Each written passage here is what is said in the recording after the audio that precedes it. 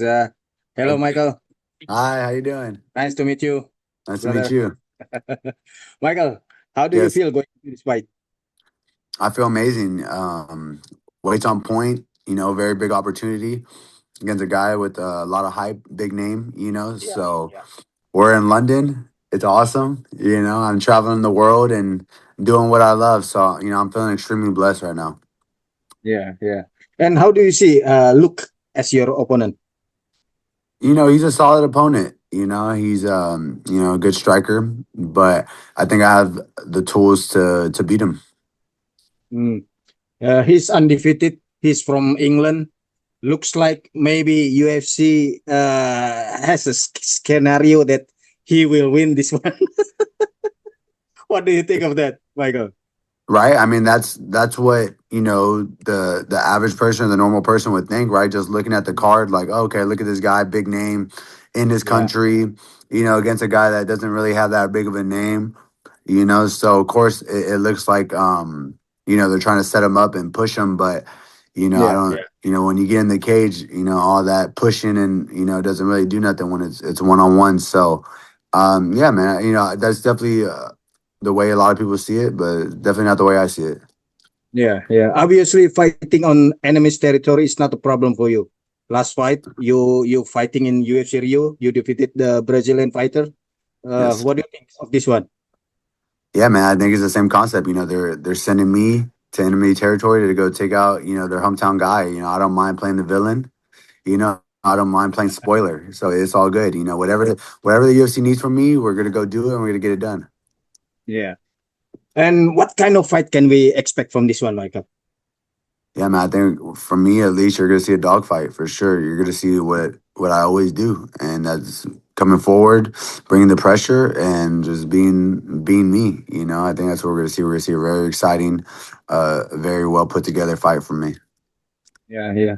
And before UFC, you already champion in the another organization. So how far are you getting into the ranking? Do you think?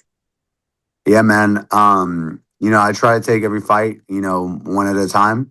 But I think doing this, defeating Luke in spectacular Yeah. fashion, puts me in line to be in top 15 consideration, at least close, or if not fighting those guys in the top 15. So I think I go take care of business this weekend and the sky's the limit. Yeah.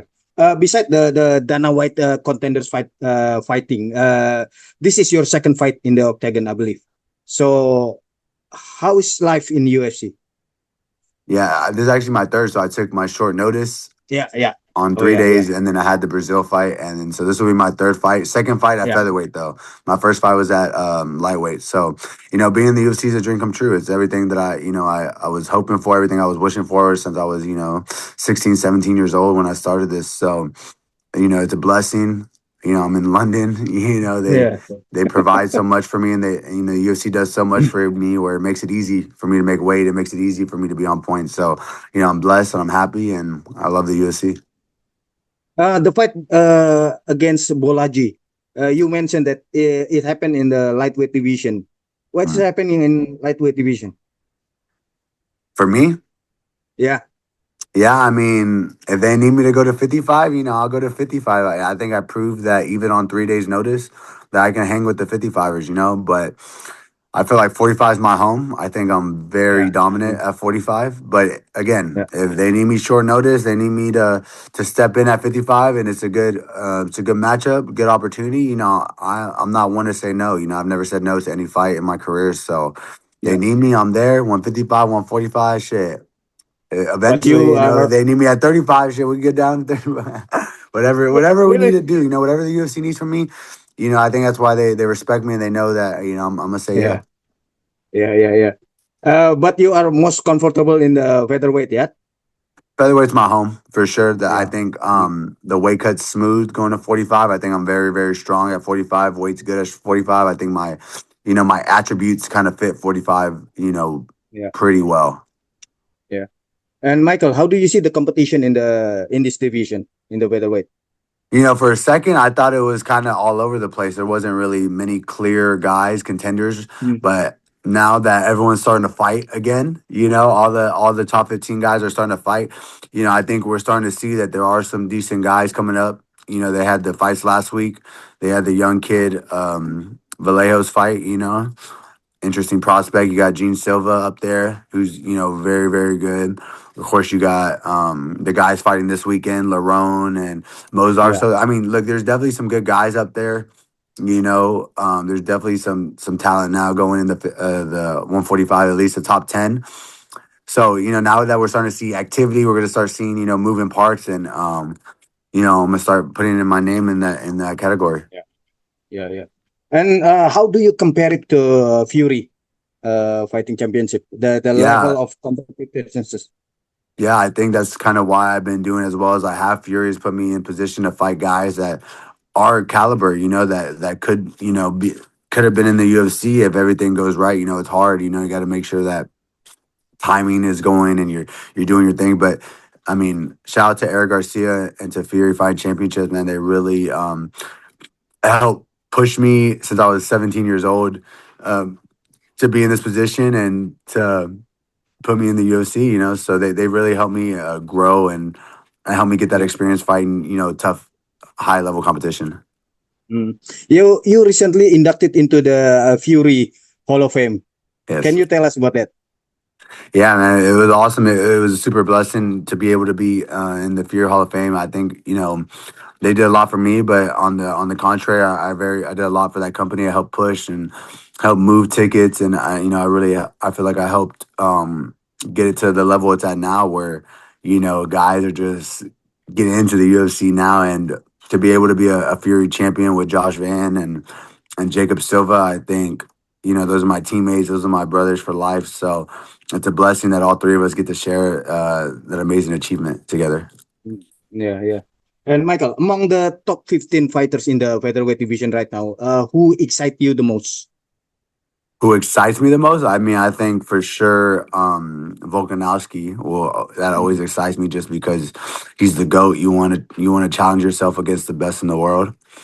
But I think there's some interesting fights that will be good for me too. But Volk for sure. That's the one that excites me the most.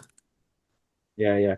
And Michael, you are best friend and teammate with Joshua Fan, Yeah. the current flyweight champion. We Mm. from Indonesia feels like he is also our champion because he was Yes, he is. born in Asia. Yeah? Yes. Oh yeah. He's for So, sure your champion uh, always. what can you say about Joshua? Man, I could I could go on for hours if you let me to talk about Joshua. He is the most humble, respectful, one of the best guys that you'll ever meet. Like he's so down to earth, hardworking, and he just really loves his people. He loves the people that's always been there for him, that supported him, and having him, being able to be my friend and my teammate, it pushes me to another level. We've been Mm. sharing our goals with each other for the past 2 3 years and telling each other like, hey, we're gonna achieve this. This is what we're gonna do.